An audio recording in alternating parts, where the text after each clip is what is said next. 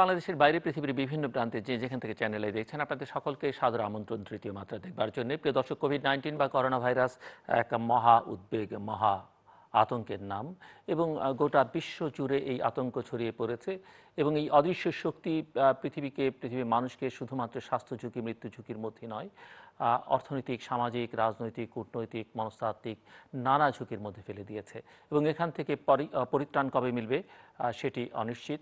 অনেকেই মনে করছেন আগামী কয়েকটা বছর হয়তো এর সঙ্গে খাপ খাইয়েও চলতে হতে পারে মানুষকে, কিন্তু সবাই মনে করেন যে এটি নিউ নর্মাল হয়ে যাচ্ছে এবং নিউ ওয়ার্ল্ড অর্ডার বা নতুন বিশ্ব ব্যবস্থায় প্রবেশ করছে পৃথিবী এবং এই নতুন বিশ্ব ব্যবস্থায় পুরনো ধ্যান ধারণা, পুরনো আচার আচরণ, পুরনো রাজনীতি, পুরনো সম্পর্ক অনেক কিছুই আমূল বদলে যাবে। কেমন হবে এই নতুন পৃথিবীর চেহারা সেটি যদিও অনিশ্চিত, কিন্তু সেগুলো নিয়ে নানান আলোচনা, নানান গবেষণা চলছে এবং বাংলাদেশেও এর বাইরে নয়। বাংলাদেশেও এখন পর্যন্ত যে গ্রাফ আক্রমণের বা মৃতের সেটি ঊর্ধ্বমুখী। বেশ কিছু ব্যবস্থা অর্থনৈতিক সংকট মোকাবেলার জন্যে বা স্বাস্থ্য ঝুঁকি মোকাবেলার জন্য সরকারের দিক থেকে নেওয়া হয়েছে, কিন্তু সেগুলো অনেকেই মনে করেন বিলম্বে নেওয়া হয়েছে, কোনোটি নিতে গিয়ে যথেষ্ট গোঁজামিল দেওয়া হয়েছে, কোনো ক্ষেত্রে সমন্বয়ের অভাব পরিলক্ষিত হচ্ছে। কিন্তু তারপরেও এমন একটা সংকট সেখানে আসলে সমালোচনা করে বা অপরের বিরুদ্ধে অভিযোগ করেই সমাধান সম্ভব নয়। এখানে আসলে এক ধরনের জাতীয় ঐক্য বা সবাই মিলেই আসলে এই সংকট সমাধান করতে হবে। কাজেই যে ধরনের সমালোচনা সংশ্লিষ্ট দায়িত্বশীল ব্যক্তিবর্গের প্রতি করা হচ্ছে সেটি সমালোচনা হিসেবে না নিয়ে আসলে সেটি সংকট সমাধানের একটা উপায় হিসেবে বিবেচনা করলে সকলের জন্যই মঙ্গল। এবং সেই লক্ষ্য নিয়ে আজকের এই আলোচনায় অংশ নিচ্ছেন দুজন সংসদ সদস্য তৃতীয় মাত্রায়। আমার সঙ্গে ঢাকার বনানীর বাসা থেকে যুক্ত হচ্ছেন ব্যারিস্টার শামীম হায়দার পাটোয়ারী, জাতীয় পার্টি থেকে নির্বাচিত সংসদ সদস্য এবং জাতীয় পার্টির প্রেসিডিয়াম সদস্য। আমাদের সঙ্গে নওগাঁর নিজ বাড়ি থেকে যুক্ত হচ্ছেন বাংলাদেশ আওয়ামী লীগ দলীয় সংসদ সদস্য মোহাম্মদ ইসরাফিল আলম। এর আগে তিনি একটি সংসদীয় কমিটির সভাপতির দায়িত্ব পালন করেছেন। স্বাগত আপনাদের দুজনকেই, শামীম হায়দার পাটোয়ারী এবং মিস্টার ইসরাফিল আলম।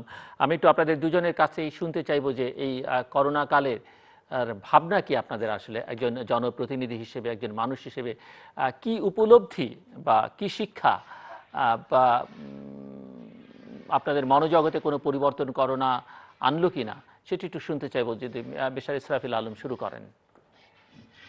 ধন্যবাদ জিরুল ভাই, ভার্চুয়াল টকশোতে আপনি সংযুক্ত করেছেন। আসলে আপনি যে কথাটা বলছেন ওইটি সঠিক, যে কোভিড-19 বা করোনা ভাইরাস এই পৃথিবীর বুকে আকস্মিকভাবে এলেও এর প্রস্থানটি কিন্তু আকস্মিকভাবে হবে না। এর অস্তিত্ব এবং প্রভাব এত দীর্ঘদিন থাকবে, যেটা অতীতে কোনো মহামারী বা কোনো দুর্যোগের ক্ষেত্রেই দেখা যায়নি বা দৃশ্যমান হয়নি। ইভেন দ্বিতীয় বিশ্বযুদ্ধের যে প্রভাব, তার চেয়েও আমাদের মনে হচ্ছে এটা আরো দীর্ঘমেয়াদী হবে এবং এই দুর্যোগের কারণে সমস্ত পৃথিবীর বিশ্ব ব্যবস্থায় পরিবর্তন হয়ে যাবে, বিশ্বের দৃশ্যপট পরিবর্তন হয়ে যাবে এবং বিশ্ব যে ধারায় পরিচালিত হচ্ছিল গত 100 বছর 150 বছর ধরে, সেই ধারায় থাকবে না। একটা নতুন ধারায়, নতুন রূপে, নতুন ব্যবস্থাপনার মধ্যে এটা অন্তর্ভুক্ত হয়ে যাবে। তো নিউ ওয়ার্ল্ড অর্ডারটা কীরকম হবে এটা নির্ভর করবে আসলে সারা বিশ্বের রাষ্ট্রনায়ক, জাতিসংঘ সহ যারা এটা নিয়ে কাজ করছেন তাদের সিদ্ধান্তের। এবং সেই সিদ্ধান্ত যত প্রগতিশীল হবে, যত মানবতামুখী হবে, যত বেশি হিউম্যান ফেস এখানে গুরুত্ব পাবে, আগামী দিনের পৃথিবীও তত সুন্দর। মিস্টার ইসরাফিল আলম, আপনি বিশ্ব ব্যবস্থার কথা বললেন এবং কি ধরনের পরিবর্তন আপনি আশা করছেন বা দেখছেন সেটিও বললেন। বাংলাদেশের ক্ষেত্রে ইউনিট হিসেবে যদি বাংলাদেশকে বিবেচনা করি, বাংলাদেশের ক্ষেত্রে কি হবে? বাংলাদেশে গত 12 বছর আমাদের সরকারের সময় যে উন্নয়ন হয়েছে, যে গ্রোথ জিডিপি এসেছে, আর্থসামাজিক যে ডেভেলপমেন্ট হয়েছে, মানব সম্পদ উন্নয়ন হয়েছে, আমি এক কথাই বলি, এটা অনেকে আমাকে সমালোচনা করুক বা আমার সাথে একমত করুক বা না করুক, এই কোভিড-19 মাধ্যমে প্রমাণ হয়ে গেল এই উন্নয়নটা অনেক বেশি হলেও সেটা ভঙ্গুর। কারণ সামান্য একটি অভিঘাতের কারণেই দেখেন আমাদের আর্থিক অবস্থা, আমাদের যোগাযোগ ব্যবস্থাপনা, আমাদের স্বাস্থ্য সেবা আমাদের খাদ্য সরবরাহ, খাদ্য নিরাপত্তা এবং কর্মসংস্থান, শ্রম নিরাপত্তা, শ্রম অধিকার এবং শ্রম কল্যাণের বিষয়গুলো যেভাবে দুর্বল হয়ে গেছে, যেভাবে ভেঙে পড়েছে, বিশৃঙ্খলার মধ্যে পড়ে গেছে, এটা কিন্তু প্রত্যাশিত ছিল না। তো এটা যে কারণে হয়েছে সেটা হচ্ছে যে আমাদের উন্নয়নটা সাস্টেনেবল না, স্ট্রং না, ভিত্তিটা অত শক্তিশালী না। সেই জন্য এই শিক্ষাটা আমাদের গ্রহণ করতে হবে এই বিপর্যয়ের ভিতর দিয়ে, যে আগামী দিনে যে উন্নয়নগুলি আমরা করবো সেটা যেন অবশ্যই শক্তিশালী হয় এবং ভিত্তিটা যেন মজবুত হয়। ধন্যবাদ মিস্টার আলম। ব্যারিস্টার শামীম হায়দার পাটোয়ারি, একটু শুনতে চাইবো যে আপনার উপলব্ধি, আপনার আত্মোপলব্ধি কি আসলে কোভিড-19 এবং কি লেসন আসলে আমরা পাচ্ছি। জনপ্রতিনিধি হিসেবে আপনি কি মনে করেন, কোথায় ভুল, কোথায় ত্রুটি, কি করা উচিত, কি করা উচিত ছিল, বিশ্ব কিভাবে বদলাচ্ছে, সেখানে বাংলাদেশ কোন জায়গায় দাঁড়িয়ে থাকবে, একটু ছোট করে যদি সূচনা বলেন। জি, ধন্যবাদ জিলুর ভাই। এবং আমার যিনি খুব প্রিয় রাজনৈতিক ব্যক্তিত্ব, আমাদের সর্বজন শ্রদ্ধেয় ইসরাফিল আলম ভাই এখানে আছেন। উনি খুব সুন্দর করে বলছিলেন, আমি খুব মনোযোগ দিয়ে শুনছিলাম। আসলে কোভিড আমাদেরকে অবশ্যই একটা বিশাল ধাক্কা দিবে, এবং ধাক্কাটা কোনো কোনো দেশের ক্ষেত্রে বড় ধাক্কা হবে, কোনো কোনো দেশের ক্ষেত্রে মাঝারি ধাক্কা হবে, কিন্তু ধাক্কা যে দিবে এই বিষয়ে কোনো সন্দেহ নেই। এবং টোটাল ইকোনমিক ব্যবস্থা, হেলথ সিস্টেম সবকিছু একটা নতুন আঙ্গিকে দেখার সুযোগ করে দেবে। এবং এর ফলে সামনের যে বাজেটটা হবে আমাদের জুনের 11 তারিখে সম্ভবত পেশ করা হবে, সেই বাজেটটিতে হেলথ প্রায়োরিটি পাবে। এবং ফর দ্য ফার্স্ট টাইম আমরা গরিব মানুষের মতো বাজেট করবো। মানে কথাটা গরিব মানুষ শোনালেও আমি বলবো এ কারণে যে আমার বিশ্বাস এই বাজেটটি বাহুল্য বিবর্জিত হবে। যেমন আমরা দুটি বিষয়ে বিগত 1 দশক মানে থেকে সেটা বলে আপনার আসছিলাম। প্রত্যাশা, আপনি নিশ্চিত নন, আপনার প্রত্যাশা যে বাহুল্য বিবর্জিত হবে গরিব মানুষের আমরা জন্য হবে। প্রত্যাশা করছি, আসলে বাহুল্য বিবর্জিত করা ছাড়া কোনো উপায় আছে বলে আমার মনে হয় না। কারণ আমাদের ইকোনমি কিছুটা জানুয়ারি কোয়ার্টারে একটু স্লো ডাউন ছিল। ইভেন কোভিড এর আগেও কিন্তু এই বছর একটু ইকোনমিটা, রেভিনিউ কালেকশন বেশ স্লো ছিল। তার সাথে যখন কোভিড যুক্ত হচ্ছে, ডেফিনেটলি একটা ফান্ড শর্টেজ, একটা আর্থিক ঘাটতি সৃষ্টি হবে। এবং আমাদের বিশাল বিশাল মেগা প্রজেক্ট গুলো অবশ্যই স্লো করে দিতে হবে, এবং ওই অর্থটা জনগণের কাছে দিতে হবে। চিদম্বরম, ভারতের একজন বিখ্যাত রাজনীতিবিদ, উনি রাজ্যসভায় একটা চমৎকার কথা বলেছেন যে আমাদের এমন একটা সিস্টেম করতে হবে যেখানে অর্থ চলে যাবে to the mass people, not to the class people. আমরা বিগত 1 দশকে অনেকগুলো আনসেফ লোন দিয়ে 1 লক্ষ কোটি টাকার উপরে দিয়ে, কিন্তু জনগণের কাছে কিন্তু টাকা নাই। এর সাথে একটা জিনিস যুক্ত হয়েছে, প্রচুর নতুন নতুন সংস্থা, নতুন নতুন কর্পোরেশন, নতুন নতুন ইনস্টিটিউশন, সরকারি কর্মকর্তা কর্মচারীদের বেতন অনেক বেশি বাড়ানো, সব মিলিয়ে কিন্তু সবসময় অর্থনীতিতে একটা ঝুঁকিপূর্ণ অবস্থানে ছিল। কারণ আমাদের বাজেট হয় 5,72,000 কোটি টাকা, তার মধ্যে 4 লক্ষ কোটি টাকা থাকে বেতন এবং অন্যান্য পরিচালন ব্যয়, যেটা কমানোর উপায় থাকে না। এখন আমাদের রাজস্ব কালেকশন যা হতো আর পরিচালন ব্যয়, এটা সবসময় সমান সমান থাকতো, যে কারণে আমাদের এডিবিটা অনেক ক্ষেত্রেই আমরা অন্যান্য অনেক সোর্সের উপর থাকতাম। তার মধ্যে একটা বড় সোর্স ছিল সরকার নিজেই সরকারের কাছ থেকে লোন নিত, সঞ্চয়পত্র অথবা অন্যান্য, বা এখন হয়তোবা রিজার্ভে হাত হতে পারে, ওটা আমি অন্যায় বলবো না এই সিচুয়েশনে। তাহলে এই সবকিছু মিলিয়ে কিন্তু আমরা একদিকে যেমন উন্নয়ন করতে পেরেছি, রাস্তাঘাট, অতি দরিদ্র লোকের সংখ্যা কমাতে পেরেছি, আরেকদিকে কিন্তু অর্থনীতিকে খুব মজবুত ভিত্তিতে রাখতে পেরেছিলাম। ব্যাপারটা কখনো এমন ছিল না।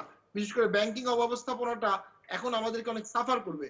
আপনি জাস্ট চিন্তা করে দেখুন, ওই ব্যাংকের 50,000 কোটি টাকা যদি আজকে থাকতো, তাহলে আমরা কত পরিমাণ লোককে আরো বেশি চাল দিতে পারতাম, এবং লকডাউন কতটা আরো স্ট্রিক্ট করতে পারতাম। আমরা লকডাউন করতে না পারার প্রধান কারণ হচ্ছে যে আমরা সবাইকে ত্রাণ দিতে পারছি না। এবং সবাইকে ত্রাণ দেওয়া এটা সম্ভব না যে 5 কোটি লোককে আপনি 7 দিন পর পর ত্রাণ দিবেন, অথবা একবার দিতে পারলেন। তাহলে ওই যে ঘাটতিগুলো আমরা করে আসছিলাম, তার কিছুটা সাফারিংস কিন্তু আমরা এখন পেয়েছি। তারপরেও আমি বলবো, অবশ্যই মাননীয় প্রধানমন্ত্রী বেশ কিছু কুইক ইন্টারভেনশন নিয়েছেন। কৃষি, সামনে আমাদের কৃষিতে আমাদের একটা বিশাল সম্ভাবনা আছে, এবং আমি মনে করি যদি আমাদের কৃষি উৎপাদনকে আমরা আরো কয়েক গুণ করতে পারি, ডাইভার্সিটি আনতে পারি, ইনোভেশন আনতে পারি, এবং কৃষিটা পণ্য তৈরি করতে পারি, তাহলে কৃষি সামনের দিনগুলোতে কিছুটা এই ঘাটতি কভার করতে পারি। এবং সারা পৃথিবী দেখা দিতে পারে। WHO বলেছে এবং ওয়ার্ল্ড ফুড অর্গানাইজেশন বলেছে যে ফাও, তারা বলেছে যে আফ্রিকাতে 2 কোটি লোক মারা যেতে পারে। সেক্ষেত্রে যেসব দেশে শস্য থাকবে, যেসব দেশে কৃষি সম্ভাবনাময়, এই দেশগুলোর অর্থনৈতিক গুরুত্ব অনেক বেড়ে যাবে। তো সেখানে বাংলাদেশ একটা ভালো অবস্থানে থাকবে, অথবা অন্যান্য দেশগুলো যত খারাপ অবস্থানে থাকবে বাংলাদেশ অতটা খারাপ অবস্থানে থাকবে না বলে আমার ধারণা। জি, আমি এই বিষয়ে যেহেতু বাজেট সামনে, বাজেটের প্রসঙ্গ ব্যারিস্টার শামীম হায়দার পাটোয়ারি উল্লেখ করলেন, আমি এই প্রসঙ্গে মিস্টার ইসরাফিল আলম আপনার কাছে আসবো, কিন্তু তার আগে আমি একটা প্রশ্ন আপনাদের দুজনকেই করতে চাই যে এই সামর্থ্যের দুর্বলতা যাই থাকুক না কেন, এ কথা কি প্রমাণিত হলো? কোভিড-19 প্রমাণ করলো যে আমাদের ব্যবস্থাপনা বা গভর্নেন্স খুবই পুয়ার, মানে আমরা একটা পুয়ার গভর্নেন্সের কারণে কোনো কিছুই আসলে ঠিকঠাক মতো করতে পারছি না। আমরা হয়তো সিদ্ধান্ত নিচ্ছি যেটা যখন নেওয়ার তখন নিচ্ছি না, দেরিতে নিচ্ছি, নিতে গিয়ে আবার হিমশিম খাচ্ছি, নিতে গিয়ে আবার একই সিদ্ধান্ত বারবার পরিবর্তন করছি, সকালে একটা বলছি বিকেল আর একটা বলছি। ইভেন আমরা সরকারি দায়িত্বপ্রাপ্ত দায়িত্বশীল ব্যক্তিবর্গের মধ্যেও দেখছি যে তাদের কথাবার্তার মধ্যে কোনো সমন্বয় নেই। একদিকে লকডাউনকে শিথিল করা হচ্ছে, আবার স্বয়ং স্বাস্থ্যমন্ত্রী তিনি, যিনি কমিটির প্রধান, তিনি বলছেন, জাতীয় কমিটি, তিনি বলছেন আমি কিছুই জানি না। আবার তিনি বলছেন যে এই লকডাউন খুলে দেওয়া হলে বা প্রচুর মানুষ ক্ষতিগ্রস্ত হবে। ইতিমধ্যেই গার্মেন্টস খুলে দেওয়া নিয়ে বা গার্মেন্টস পরিস্থিতি নিয়ে বাণিজ্য মন্ত্রীকেও অনেকে সমালোচনা করছেন যে তিনি তৈরি পোশাক খাত থেকে এসেছেন, সে কারণেই মানে অনেক রকমের সিদ্ধান্ত যেগুলো সমীচীন নয় সেগুলো নিতে হয়েছে। সো একটু আমি আপনাদের কাছ থেকে শুনতে চাই যে গভর্নেন্স অনেকেই মনে করছেন যে খুবই দুর্বল, এবং যে লোকবল নিয়ে অনেকেই মনে করেন যে প্রধানমন্ত্রী যথেষ্ট আন্তরিক, তিনি যথেষ্ট সক্ষম, তিনি যথেষ্ট দূরদৃষ্টি সম্পন্ন, সব কিছু করবার পরেও মানে তার টিম আসলে তাকে কোনো রকম সাপোর্ট দিতে পারছে না বা তিনি সেই সাপোর্টটা নিতে পারছেন না। সো আমি দুজন সংসদ সদস্য হিসেবে আপনাদের কাছ থেকে শুনতে চাই। মিস্টার ইসরাফিল আলম। জিরুর ভাই, আপনি যেখানে শুরু করেছেন আমি সেখান থেকে শুরু করতে শেষ করেছেন সেখানে শুরু করতে চাই যে কি ধরনের সাপোর্ট উনি পাচ্ছেন ওনার টিমের কাছ থেকে। উনি যে ধরনের টিম তৈরি করেছেন ওই ধরনের সাপোর্টই পাচ্ছেন। তবে সাধারণ মানুষের কাছে এবং দেশবাসীর কাছে, আন্তর্জাতিক বিশ্বের কাছে এটি প্রতিভাত সুস্পষ্ট ভাবে যে আমাদের দেশে মাননীয় প্রধানমন্ত্রী দেশরত্ন শেখ হাসিনার দক্ষতা, বিজ্ঞতার সিদ্ধান্তগুলোই প্রতিফলিত হচ্ছে। ওনার যে একটা বিশাল মন্ত্রী পরিষদ আছে, মন্ত্রণালয়ের দায়িত্বপ্রাপ্ত মন্ত্রীরা আছে, তাদের ভূমিকা, তাদের বক্তব্য, তাদের সম্পৃক্ততা এবং এইসব বিষয়ে তাদের উদ্যোগগুলো কিন্তু আমাদের কাছে বা দেশের মানুষের কাছে বা আপনাদের কাছে, আপনারা যেটা নিয়ে উদ্বিগ্ন বা যেটা নিয়ে সমালোচনা করছেন, ওইভাবে কিন্তু দৃশ্যমান নয়। আমি অবশ্য তো সমালোচনা করছি আমাদের, না, আলোচনাও করছি না, প্রশংসাও করছি না, আমি জাস্ট প্রভোগ করছি আপনাদের কাছ থেকে শোনার জন্য। যাক, আপনি বলেছেন সমন্বয়হীনতার কথা বলেছেন, একজনের কাজ আরেকজন করছেন, স্বাস্থ্যমন্ত্রী এক কথা বলেন আরেকজন এক কথা। এই সমন্বয়হীনতা তো প্রথম থেকে আমরা দেখেছি। তো আমি ওই কথাই বলবো যে যে সমস্ত ব্যক্তিদেরকে যে ধরনের দায়িত্ব দেওয়া হয়েছে তারা তাদের দক্ষতা এবং যোগ্যতা অনুযায়ী দায়িত্ব পালন করছে। এখানে যদি ভালো হয় ভালো, আর যদি খারাপ হয়, নেগেটিভ হয় নেগেটিভ। এর বাইরে আমার মনে হয় আমাদের কিছু বলা সঠিক হবে না। তবে আইন প্রণেতা হিসাবে আমরা এটুকু বলবো যে আমাদের দেশে সংসদীয় গণতন্ত্র চলছে, প্রেসিডেন্সিয়াল ফর্ম অফ গভর্নমেন্ট নাই। অতএব মন্ত্রী পরিষদ যৌথভাবে মাননীয় প্রধানমন্ত্রীর মাধ্যমে সংসদের কাছে, এবং সংসদ হলো জনগণের কাছে দায়বদ্ধ। অতএব সংসদের মাধ্যমে সরকারের প্রতিটি কার্যক্রমে দায়বদ্ধতার প্রশ্ন এখানে কিন্তু সুস্পষ্টভাবে আমাদের কনস্টিটিউশনাল যে প্রভিশন সেটা কিন্তু তৈরি করা আছে। কিন্তু আপনি দেখেন আমাদের মাননীয় মন্ত্রীরা অধিকাংশই মাস্ক পরে, গ্লোভস পরে যেভাবে মাঝে মধ্যে প্রেসের সামনে আসেন, আমার কাছে এই বিষয়টা খুব একটা ভালো মনে হয় না। কারণ দেশের দুর্যোগে, জাতীয় দুর্যোগে জনপ্রতিনিধিরা থাকবে জনগণের কাছে। এই দুর্যোগে প্রতিকূলতার সময় যদি জনগণের কাছে জনপ্রতিনিধিরা না থাকে, তাহলে তো জনগণের কাছে ওনাদের থাকার অন্য কোনো সময় খুব একটা প্রয়োজন নেই। সুখের সময়, সুসময়ে জনপ্রতিনিধির দরকার নেই, দুঃসময়ে তাদের দরকার। আমার কাছে এই বিষয়টা খুবই দুঃখ লেগেছে, কষ্ট লেগেছে। আমরা বঙ্গবন্ধু রাজনীতি করছি, জননেত্রী শেখ হাসিনা এই দলের এবং দেশের দুঃসময় দেশ থেকে দেশান্তরে ঘুরেছেন। বঙ্গবন্ধু কঠিন দুঃসময়ে মানুষের পাশে ছিলেন, না হয় জেলখানায় ছিলেন। উনি কিন্তু কখনো ঘরের মধ্যে কখনো 2 দিনের জন্য বন্দী ছিলেন না। কোভিড-19 এটা একটা ভাইরাস, এটা একটা অনুজীব।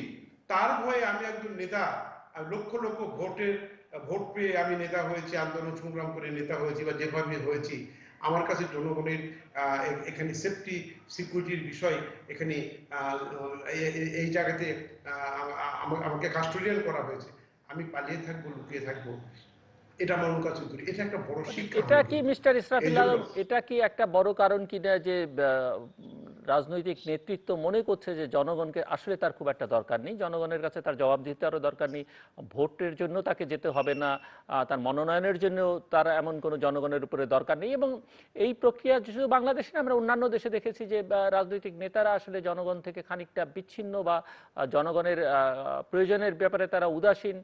বিশেষ করে জনস্বাস্থ্যের ক্ষেত্রে তো আমরা তা দেখলাম, মার্কিন যুক্তরাষ্ট্রের কথা বলি, চীনের কথা বলি, কিংবা ইউরোপের দেশগুলোর কথা বলি, বাংলাদেশ তো বলা বাহুল্য। আপনি বা যে কেউ যে কোনোভাবে বিষয়গুলোকে দেখতে পারে। আমি আমার মতো করে দেখছি, আপনার দেখার দৃষ্টি বা পর্যালোচনার পর্যালোচনার ভরটা ডিফারেন্ট হতে পারে, কিন্তু মূল কথা হলো জনপ্রতিনিধিরা জনসম্পৃক্ত হবে, জনবান্ধব হবে, জনগণের কাছে মোস্টলি অ্যাভেলেবল হবে। না, আমি আমি আপনার কথার সূত্র কিন্তু ধরেই জানতে চাইছিলাম যে এই এমপি মন্ত্রীরা বা রাজনীতিবিদরা যদি মনে করতেন যে জনগণকে তাদের প্রয়োজন হবে বা জনগণকে তাদের প্রয়োজন বা জনগণ তাদের, আমার মনে হয় এটা তাহলে তারা জনগণের পাশে তো আমার দাঁড়াতেন। আমার আমার যেটা মনে হয় যে নূর ভাই, এটা ডিফেন্স, এটা ওই নেতার উপর নির্ভর করে। তারা তো নেতা হয়েছে যেভাবেই হোক, এই রাজনীতি না করেই নেতা হোক আর যেভাবেই হোক, কিন্তু নেতার দায়িত্ব পেয়ে যখন যায় তখন নেতৃত্বের এবং নেতার যে কর্তব্য, তার যে ডিউটি, এইটা সম্পর্কে তার সচেতন থাকা উচিত। তো এইবারে কোভিড-19 কিন্তু সারা বিশ্বকে, সারা দেশের মানুষকে, জনগণকে এবং নীতি নির্ধারকদের কিন্তু যে শিক্ষা দিয়েছে, এই শিক্ষাটা যদি গ্রহণ করা হয় তাহলে কিন্তু আগামী ভবিষ্যৎ খুব আলোকিত হবে। কারণ মাননীয় প্রধানমন্ত্রীর বাংলাদেশের প্রেক্ষাপটের পার্সপেক্টিভে যদি বলি, উনি তো ওখান থেকে দেখছেন ওনার কোন এমপি মন্ত্রী কি কাজ করছেন জি। বা কি কাজ করছেন না, কার কি ভূমিকা। তো উনি যদি এটাকে মনে রেখে ভবিষ্যতে এই সিদ্ধান্তগুলো গ্রহণ করেন, তাহলে এটা বড় একটা কল্যাণের দিক হবে। আর যদি উনি এটা ভুলে যান বা এটা যদি মনে না রাখেন, তাহলে সেটা কোনো ভালো পরিবর্তন হবে না। তো আমি অনুরোধ করবো একটি, যে উন্নয়ন দর্শন, আমাদের বাজেটের অ্যালোকেশন সম্পর্কে শামীম হায়দার পাটোয়ারি আমি সাহেব, বাজেটের মাননীয় প্রসঙ্গে সংসদ আসছি সদস্য আপনার কাছে, অর্থনীতি মাত্র। মিস্টার আলম, আমি বাজেটের প্রসঙ্গে আপনার জি কাছে আসছি প্লিজ। পরে। ব্যারিস্টার শামীম হায়দার পাটোয়ারি, যে প্রসঙ্গ নিয়ে আমরা কথা বলছিলাম, মিস্টার ইসরাফিল আলম বলছিলেন। না, আমি যেটা বলবো যে অবশ্যই মাননীয় প্রধানমন্ত্রী চেষ্টা করছেন, কোনো সন্দেহ নাই, এবং উনি টেলিকনফারেন্স করছেন, উনি পরিশ্রম করছেন, কিন্তু আমার কথা হচ্ছে যদি প্রতিষ্ঠানগুলো শক্ত ভিত্তিতে দাঁড়িয়ে না থাকে, তাহলে শুধুমাত্র একজন ব্যক্তি, তিনি যতই পাওয়ারফুল হন, তিনি যতই মেধাবী হন, যতই ক্ষমতাবান হন, তিনি একা এত বড় সমস্যার সমাধান করতে পারবেন না। এবং একটা চমৎকার লেখা আছে এই করোনা ভাইরাস নিয়ে লিখেছেন। উনি লিখেছেন, overcoming the pandemic is not like fighting a war. উনি বলেছে প্যান্ডেমিকের সময় যে কৌশল নিতে হবে আর যুদ্ধের সময় যে কৌশল নিতে হবে দুটো এক না। যুদ্ধের সময় আপনার গুড গভর্নেন্স এবং পাবলিক ডিসকাশনের প্রয়োজন নাই, অথবা সোশ্যাল ক্যালামিটি ফেস করার জন্য আপনার পাবলিক ডিসকাশন এন্ড গভর্নেন্স অবশ্যই লাগবে। এখন যদি সাংবাদিকরা ফ্রিলি কথা বলতে পারে, সাংবাদিকরা তথ্য দিতে পারে, রাজনৈতিক নেতারা তথ্য দিতে পারে, সমস্ত জায়গা থেকে তথ্য আসে, তাহলে কিন্তু একটা সঠিক স্ট্র্যাটেজি নেওয়া যাবে। আমি মাননীয় প্রধানমন্ত্রীর ভিডিও কনফারেন্স গুলো খুব মাইনুটলি প্রথম থেকে দেখেছিলাম। কিছু কিছু কনফারেন্স অসাধারণ হয়েছে, যেখানে নার্স গিয়ে নিজের বক্তব্য দিয়েছে, কিন্তু বেশিরভাগ কনফারেন্সে সবাই বলেছে আমার এখানে কোনো প্রবলেম নাই, আমার এখানে ত্রাণের কোনো সংকট নাই, বেশিরভাগ ক্ষেত্রেই। এখন বাংলাদেশে admittedly 11% extreme poverty people, admittedly 22% poverty লেভেলের পিপল। এখন করোনার কারণে এই সংখ্যাটা 30-40% হয়ে গেছে। তাহলে 18 কোটি লোকের দেশে 6 থেকে 7 কোটি লোক একটা ত্রাণ সাহায্যের উপযোগিতা দেখা গিয়েছে। সেখানে যদি নেতৃবৃন্দ বা আমলারা সরাসরি বলে মাননীয় প্রধানমন্ত্রীকে যে আমার এলাকায় ত্রাণের সমস্যা নাই, আমার এলাকায় সবাই ত্রাণ পাচ্ছে, এটা পুরোপুরি সত্য বক্তব্য হতে পারে না। এইখানে আরো কনসালটেটিভ মেজারটা নেওয়া উচিত ছিল। 300 জন এমপি মিলে কি বললেন, প্রত্যেক এমপি তার এলাকার বিষয়ে চিঠি দিতে পারতেন, ভিও দিতে পারতেন, এই অপশনগুলো কিন্তু কিছুটা লিমিট হয়ে গেছে। 88 সালে এরশাদ স্যার যখন বন্যা হলো, আমি স্যারের সাথে আলাপ করেছিলাম, স্যার আপনি কিভাবে ট্যাকেল করলেন। ওখানে একটা স্কিম ছিল, লোকাল এমপি যে চাহিদা দিবে সেই চাহিদা সাথে সাথে পূরণ করা হবে, তবে বিতরণটা আর্মির মাধ্যমে স্বচ্ছভাবে করা হবে। এখানে কিন্তু আমাদের এখানে একটু ঘাটতির জায়গাটা এখানে, যে আমরা যা চাহিদা দিচ্ছি বা চাচ্ছি, আমরা যে চেলেই পাবো, এটা আমাদের পুরোপুরি নিরাপত্তা নাই। এখন একটা নির্বাচনী এলাকায় 8 লক্ষ লোকের মধ্যে যদি 2-3 লক্ষ লোক এখন দরিদ্র হয়ে থাকে, একজন এমপির পক্ষে তার ব্যক্তিগত অর্থে এর কতটা অংশই বা কভার করা যাবে, অথবা কতটা অংশ তিনি করতে পারবেন। এখানে উচিত ছিল এখানে এমপিদেরকে অ্যাবান্ডেন্ট পাওয়ার দিয়ে দেয়া, তবে স্বচ্ছতা প্রশাসনের মাধ্যমে নির্ধারণ করা উচিত ছিল, সেনাবাহিনীর মাধ্যমে করা যেত, অথবা আমি পুলিশের মাধ্যমে করা যেত, কিন্তু রিকোয়ারমেন্ট এমপিদের মাধ্যমে আসা উচিত ছিল। কারণ রংপুরের বাস্তবতা আর ঢাকার পার্শ্ববর্তী একটা ধনী জেলার বাস্তবতা এক না। কুড়িগ্রামের বাস্তবতা আর বাংলাদেশের দক্ষিণবঙ্গের কোনো বন্দর নগরীর বাস্তবতা এক না। আমরা যারা এমপি তারা স্থানীয় বাস্তবতাটা খুব ভালো মতো জানি। আমাদের স্থানীয় বক্তব্যটা আমরা প্রপারলি কিন্তু আমাদের এই মিডিয়া ছাড়া অন্য কোথাও প্রপার সরকারি ফোরামে আমরা সেভাবে দিতে পারিনি। অথবা মাননীয় প্রধানমন্ত্রী যদি আমাদের কাছে চিঠি ইনভাইট করতেন, আমরা ডিও দিতাম, চিঠি দিতাম, সেখান থেকে উনি কিছু পদক্ষেপ নিতেন, তাহলে জিনিসটা মোর পার্টিসিপেটরি হতো। আমরা করোনা ভাইরাসের এখন যে প্রক্রিয়ায় আছি, প্রাথমিক পর্যায়ে আমাদের কিছু ব্যর্থতা ছিল, আমরা অক্সিজেন দিতে পারিনি, আমরা পিপিই দিতে পারিনি। এই ব্যর্থতাগুলো অনেকাংশেই কিন্তু কেটে উঠা যাচ্ছে, কিন্তু এই ব্যর্থতাগুলো কিন্তু অনেক ক্ষেত্রে ব্যর্থতা মানে স্বীকার করে নেওয়া হচ্ছিল না যে এগুলো কোনো সমস্যা নেই, সব সমস্যা ঠিক আছে। এই সবকুছ বিলকুল ঠিক হ্যাঁ, এটা তোফাজ্জল হোসেন মানিক মিয়ার একটা কথা। সবকুছ বিলকুল ঠিকই হচ্ছে সবচেয়ে বড় প্রবলেমের রুট। কখনোই 18 কোটি লোকের দেশে সবকিছু ঠিক থাকতে পারে না, করোনার কারণে তো আরো থাকতে পারে না। এখন করোনা একটা ধাক্কা দিচ্ছে, করোনা যতদিন থাকবে এই ধাক্কা চলবে, করোনা চলে যাওয়ার পরও কিন্তু আরেকটা ধাক্কা আসবে। জি। সেই ধাক্কার জন্য আমাদের এখন কনসালটেটিভ মোডে একটা প্রিপারেশন করতে হবে, একটা প্ল্যানিং করতে হবে। রেহমান সুবহান তার একটা আর্টিকেলে বলেছেন যে বাংলাদেশে এই মুহূর্তে কনসালটেটিভ ডেমোক্রেটিক প্র্যাকটিসটা খুব বেশি প্রয়োজন এই মুহূর্তে। জি, মিস্টার ইসরাফিল আলম, আমরা ওই বাজেটের আলোচনায় যেখানে আপনাকে থামিয়ে দিয়েছিলাম সেখান থেকে আবার শুরু করি।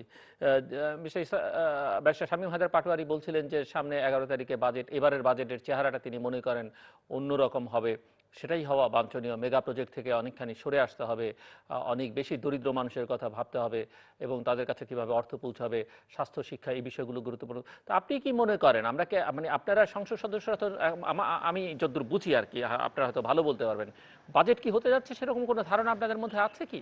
অ্যাকচুয়ালি বাজেটে কি ডকুমেন্টেশন হচ্ছে কি হচ্ছে না এই বিষয়ে আমাদের জানার তেমন কোনো সুযোগ এবারে হয়নি, বিকজ অর্থমন্ত্রী প্রতি বছর বাজেটের আগে যে প্রি ডিসকাশনগুলো ইন্টারেক্টিভলি করতো আমাদের সাথে, বিভিন্ন শ্রেণী পেশার মানুষের সাথে, সেগুলো করোনা ভাইরাসের কারণে, লকডাউনের কারণে করা সম্ভব হয়নি, বা আমরাও সেখানে কন্ট্রিবিউট করার সুযোগ পাইনি, বা ওনারাও আমাদের কোনো না, কিন্তু মিস্টার ইসরাফিল কন্ট্রিবিউশন। আলম, আমি প্রশ্ন করব, গোটা বিশ্বই এখন ডিজিটাল ডিসকাশনের মধ্যে যাচ্ছে, ওয়েবিনার হচ্ছে, নানান কিছু হচ্ছে, জুমের মাধ্যমে শতাধিক মানুষ একসঙ্গে আলোচনায় অংশ নিচ্ছে। প্রধানমন্ত্রীকে দেখছি আমরা প্রায় নিয়মিত ডিজিটাল কনফারেন্স করছেন। তো এইসব ক্ষেত্রে মানে সরকার পরিচালনার ক্ষেত্রে অনেকেই মনে করছেন, তো আন্তর্জাতিকভাবে বলা হচ্ছে যে আগামী দিনগুলোতে আর সামাজিক মেলামেশা, একসঙ্গে এক ঘরে বসে অনেক কিছুই করা যাবে না, এমনকি জাতিসংঘের সাধারণ অধিবেশনও হয়তো এবার অনলাইনে করতে হবে। সো ডিজিটাল বাংলাদেশে তো এগুলো সমস্যা হওয়ার কথা নয়। ভার্চুয়ালি এসব করা যায়। তো জিলুর ভাই, আপনি এক দক্ষ আইনজীবীর মতো, ক্রিমিনাল লয়ারের মতো আমাকে যেভাবে জেরা করতে চাচ্ছেন, আমি তো ভাই বোকা সহজ সরল মানুষ, আমি সব প্রশ্নের উত্তর সরাসরি দিতে পারবো না। তবে এটুকু বলি, যেটা যেভাবে budget, pre budget discussion, opinion বা ভিউজ এক্সচেঞ্জের বিষয় একটা কালচার ডেভেলপ করেছিল মনির সাহেবের সময় থেকে, এবারে সেটা দেখা যায়নি, ইভেন আমরাও হতে পারিনি। কেন হয়নি, কি জন্য হয়নি, এটা সো এখন তার সময় নেই আসলে, বিভিন্ন কিন্তু বিষয়। এখন তো সামনে বাজেট, No, কি বাজেট হবে, এবং না, আপনারা এখন হয়তো এখন অ্যাকচুয়ালি শামীম হায়দার পাটোয়ারি ভাই বললেন এটা হবে ওইটা হবে, আসলে আমার মনে হয় ওনার সাথে কেউ বাজেট নিয়ে কোনো দায়িত্বশীল ব্যক্তি আলোচনা করেন নাই। যেহেতু আমি তিনবারের এমপি, 12 বছর ধরে এমপি, এবং আমি 33-34 বছর থেকে ঢাকাতে রাজনীতি করেছি, সব ধরনের নেতাকর্মীদের সাথেই, বৃদ্ধ নেতা এবং বয়স্ক নেতা থেকে শুরু করে যুবক নেতাদের সাথেও আমার ব্যক্তিগত সম্পর্ক। তাই আমি ওই দায়িত্ব নিয়ে বলছি, এই ব্যাপারে এই বিষয় নিয়ে খুব একটা আলোচনা বা মত বিনিময় আমাদের সাথে করা হয়নি। তবে আমরা মনে করি বাস্তব যে পরিস্থিতি দেখা দিয়েছে, এই অবস্থায় ডেভেলপমেন্ট বাজেট, যেটা ইনফ্রাস্ট্রাকচারাল ডেভেলপমেন্ট, সেই বাজেটের দিকে আমাদের একটু গুরুত্ব কমে যাবে। এবং যেটা পাটোয়ারি ভাই বললে health friendly budget, pro people budget, a human friendly budget, workers and এই যে আপনাদের এমপ্লয়মেন্ট ফ্রেন্ডলি বাজেট, এগুলো আমাদের সামনে আনতে হবে। আর আরেকটা বিষয়, আমাদের যে অনেক বড় এখানে সমস্যা অর্থনৈতিক সামাজিক ক্ষেত্রে মানব সম্পদ রক্ষা এবং উন্নয়নের ক্ষেত্রে সৃষ্টি হয়েছে, এটা একটা হিউম্যান ক্রাইসিসের মধ্যে চলে গেছে। এইখানে যদি আমরা সত্যিকার অর্থে স্থায়ীভাবে কিছু চাই দীর্ঘমেয়াদী, তাহলে অবশ্যই বাজেটারি প্রভিশনের মধ্যে, অ্যালোকেশনের মধ্যে সেটাকে আমাদের সেট আপ করতে হবে। সেটা কি? সেটা হচ্ছে দেখেন যে সাস্টেনেবল ডেভেলপমেন্টের কিছু সুনির্দিষ্ট শর্ত আছে এবং বৈশিষ্ট্য আছে, সেইগুলোকে অ্যাড্রেস করতে হবে। ওই যে কথাটা আমরা বললাম যে উন্নয়ন বিলাসিতা বা অপ্রয়োজনীয় উন্নয়ন খাতে রাখা বরাদ্দ এবং অপ্রয়োজনীয় জনকল্যাণ বা বিভিন্ন ধরনের ভাতা বা বিভিন্ন ধরনের সাহায্য, এগুলো কিন্তু দিলে চলবে না। যেখানে প্রয়োজন সেখানে, যেমন অনেক মানুষ কর্মসংস্থান থেকে হারিয়ে গেছে, জীবিকা তাদের হারিয়ে গেছে, তাদের জীবিকার সাপ্লাই চেইন কে রক্ষা করবে? এটা গভর্নমেন্টকে করতে হবে। তো কারণ বেসরকারি শিল্প খাত তারা 1 মাসের বেতনও গার্মেন্টস বন্ধ রেখে শ্রমিকদের দেওয়ার সক্ষমতা রাখে না, যোগ্যতা অর্জন করতে পারেনি। এই যে একটা চরম জীবন্ত শিক্ষা, সরকার যদি প্রণোদনা না দিত, সরকার যদি তাদের পাশে না দাঁড়াতো, তাহলে 60%ও তো দিতে পারতো না। বোনাসও তো দেয়নি, 100% বেতন তো দেয়নি, বকেয়া যেটা ছিল সেটা তো তারা দিতেই পারেনি। তাহলে বিষয়টা কি দাঁড়ালো? যে এই যে 40 লক্ষ 35 লক্ষ গার্মেন্টস শ্রমিক যারা আছে, যারা যাদের পরিবার আছে, এদেরকে রক্ষা করতে গেলে সরকারকে কিন্তু এগিয়ে আসতে হবে। প্রায় 100% শ্রমশক্তি যদি ধরি 6.5 কোটি, এর মধ্যে মাত্র 4% মানুষের কর্মসংস্থান দেয় গভর্নমেন্ট, আর 96% মানুষ কর্মসংস্থানের মধ্যে থাকে, বেসরকারি খাতে থাকে, দেশের বাইরে থাকে।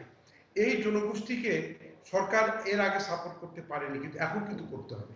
কারণ প্রবাসী থেকে প্রায় 20 লক্ষ মানুষ চাকরি হারিয়ে দেশে প্রত্যাবর্তন করবে। প্রতি বছর নতুন 20 লক্ষ শ্রমশক্তি আমাদের শ্রম বাজারে যুক্ত হচ্ছে। এই 40 লক্ষ মানুষের আগামী 1 বছরের মধ্যে আপনি কিভাবে কর্মসংস্থান করবেন, জীবিকা দিবেন? যদি দিতে না পারে, তাহলে আমাদের সামাজিক অবস্থাটা কোথায় গিয়ে দাঁড়াবে?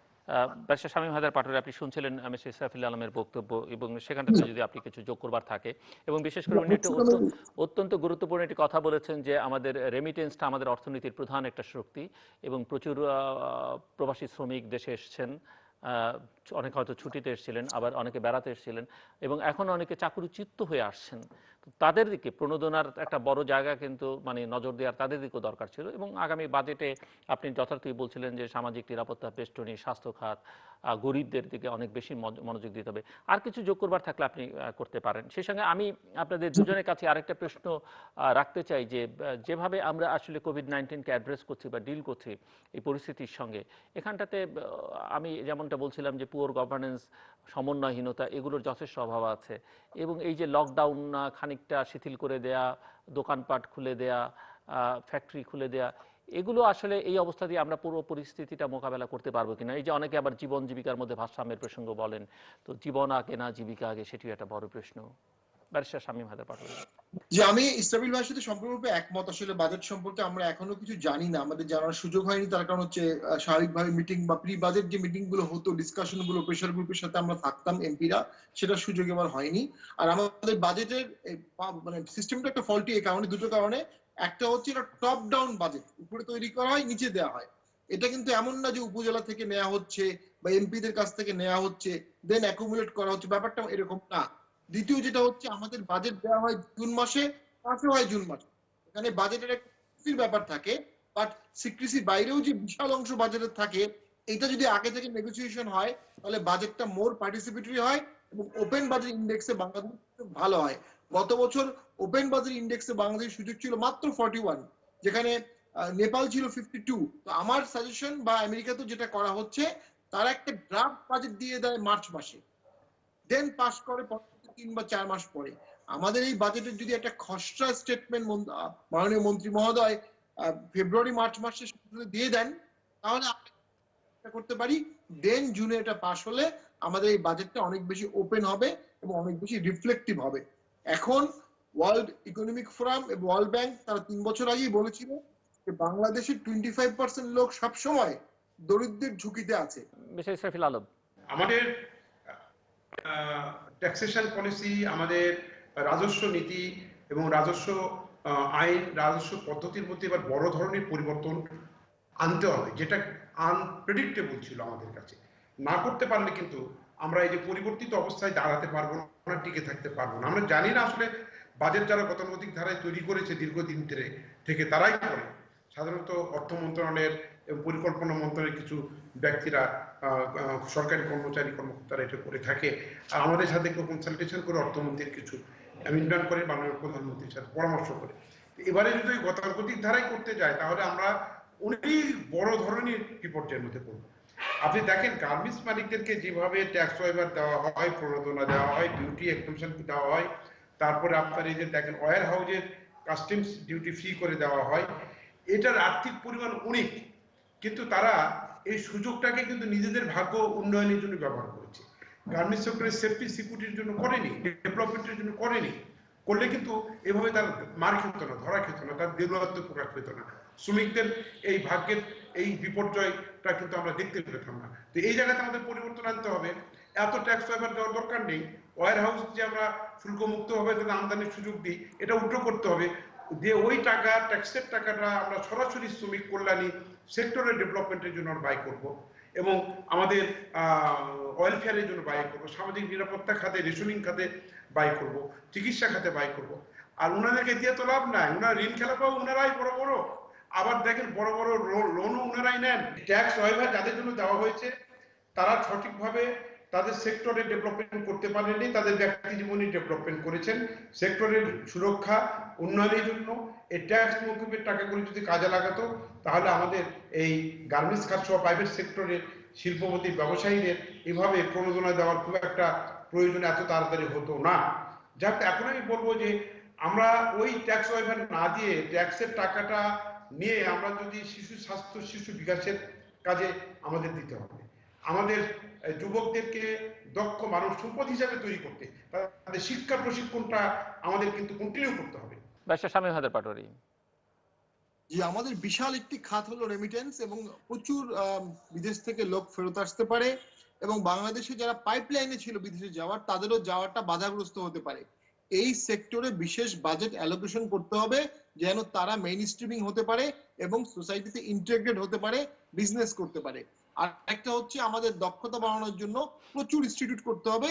আমি বলবো নতুন ইনস্টিটিউট করার দরকার নাই, যেগুলো ইনস্টিটিউট আছে সেগুলোকে সিট সংখ্যা বাড়িয়ে দেয়া, পাবলিক প্রাইভেট পার্টনারশিপের মধ্যে বেসরকারি বিশ্ববিদ্যালয়, বেসরকারি পলিটেকনিক, সরকারি বিশ্ববিদ্যালয়, সরকারি পলিটেকনিক, এই সবকিছু মিলিয়ে আমরা যদি দেশব্যাপী সমস্ত তরুণ যুবককে দক্ষতা শেখাতে পারি এবং দক্ষতার মাধ্যমে তাদেরকে বিদেশে পাঠাতে পারি, তাহলে রেমিটেন্স যে ঘাটতিটা আসার আমরা আশঙ্কা করছি, দক্ষতা দিয়ে আমরা এই ঘাটতিটা পূরণ করতে পারবো।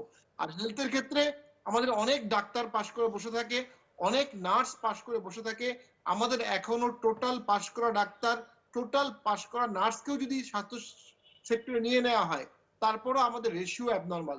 সো আমাদের মূলত দক্ষ জনশক্তি এবং জনশক্তিতে স্বাস্থ্য খাতে প্রধান বিনিয়োগটা করতে হবে। আমরা বিল্ডিং, আমরা যন্ত্রপাতি এগুলো কেনার ক্ষেত্রে বেশি আগ্রহী, এবং সাম্প্রতিক সময় একটা রিপোর্টও আসছে টিআইবির যে এগুলো কেনার মূল কারণ হচ্ছে এখানে দুর্নীতির সুযোগ বেশি। কিন্তু দেখা যাচ্ছে এগুলো কেনার পাশাপাশি বা এগুলো কম কিনে আমরা যদি বিপুল পরিমাণ ডাক্তারকে নিয়োগ দিতাম, বিপুল পরিমাণ নার্সকে নিয়োগ দিতাম, তাহলে আমাদের আজকের এই ক্রাইসিসে আমরা আরো বেশি সেবা মানুষকে দিতে পারতাম। দেশে 540টি উপজেলা হেলথ কমপ্লেক্স আছে, প্রত্যেকটিতে একটি করে নার্সিং ইনস্টিটিউট করা সম্ভব, প্রত্যেকটিতে একটি করে মেডিকেল টেকনোলজি ইনস্টিটিউট করা সম্ভব, প্রত্যেকটাতে একটা প্যারামেডিক্যাল ইনস্টিটিউট করা সম্ভব, প্রত্যেকটাতে পল্লী চিকিৎসক তৈরি করা সম্ভব। এই সমস্ত মিলিয়ে একটা জনশক্তি বেসড হেলথ ব্যবস্থা যদি আমরা করতে পারি, আমরা প্রয়োজনে মেডিকেল পার্সোনাল বিদেশে পাঠাতে পারবো। আমাদের সেই সক্ষমতা অর্জন করা খুব কঠিন কোনো বিষয় না, কিন্তু আমরা ওই জায়গায় কনসেন্ট্রেশন না করে, আমরা ডিটেকশনে কনসেন্ট্রেশন না করে, আমরা ডাক্তারে কনসেন্ট্রেশন না করে, আমরা বড় বড় হাসপাতাল, বড় বড় মেশিন করায়, বড় বড় ইকুইপমেন্ট করায়, এগুলোতে বেশি জোর দেওয়ার কারণে কিন্তু আজকে আমাদের প্রাথমিক পর্যায়ে একটা ঝুঁকির মধ্যে আমরা পড়েছিলাম। প্রচুর অক্সিজেন তৈরি করার অপশন এখনই তৈরি করতে হবে, প্রচুর আইসিইউ ব্যাকআপ তৈরি করে ফেলতে হবে। এগুলো যদি আমরা এখনই না করি, সামনে করোনার সাথে যুক্ত হতে পারে ডেঙ্গু, তারপরে শীতকাল, যদি করোনা শীত পর্যন্ত ক্যারি করে, তাহলে শীতের উপক্রম প্লাস করোনা, এই দুটো মিলিয়ে কিন্তু একটা বিশাল ঘাটতি, বিশাল একটা স্বাস্থ্য মানে ঝুঁকি ঝুঁকি। তৈরি করবে। জি। তার সাথে আমাদের, জি, তার সাথে আমাদের বন্যা হওয়ার সম্ভাবনা আছে প্রতি বছরের মতো, বিশেষ করে আমার এলাকা বন্যাপীড়িত, নদী ভাঙ্গন, এই সবকিছু মিলিয়ে আমাদের এবারের বাজেটটা মানে বিলাস বিবর্জিত, জনগণের একেবারেই ম্যাস পিপলের বাজেট হতে হবে, যে আমরা শ্রমিকের। আমরা একটু শেষের জি দিকে চলে এসেছি। আপনারা দুজনেই যদি একটু আমাদেরকে বলেন যে আমরা আমি যেটি ব্যারিস্টার শামীম হায়দার পাটোয়ারিকে আগের অংশে প্রশ্নটা রেখেছিলাম, মিস্টার ইসরাফিল আলমকেও করেছিলাম, যে লকডাউন বা এই যে জীবন জীবিকার সমন্বয় সাধন করতে গিয়ে যে সিদ্ধান্তগুলো আমরা নিচ্ছি সেগুলো ঠিকঠাক আছে কিনা, সেগুলো নানা রকমের প্রশ্নের মধ্যে পড়েছে। যে আমরা সবই শুরু করলাম, দেরিতে করলাম, এবং করতে গিয়ে আমরা কড়াকড়িটা করলাম না, বরং পরিস্থিতিটাকে আরো খারাপ করে তুললাম।